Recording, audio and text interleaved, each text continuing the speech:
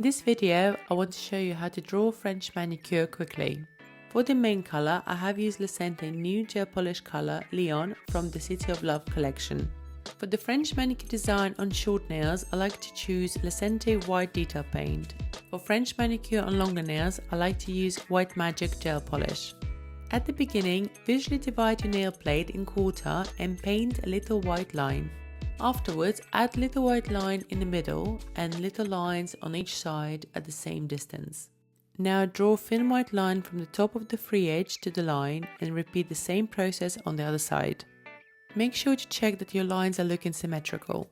With small amount of white gel polish on your brush, fill in the French tip.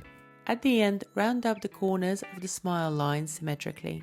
Fully cure the nail for 60 seconds and then finish off the design with Lecenté original top coat for the extra shine. And here's a completed look with the French using new color from Lecenté Leon from the City of Love collection.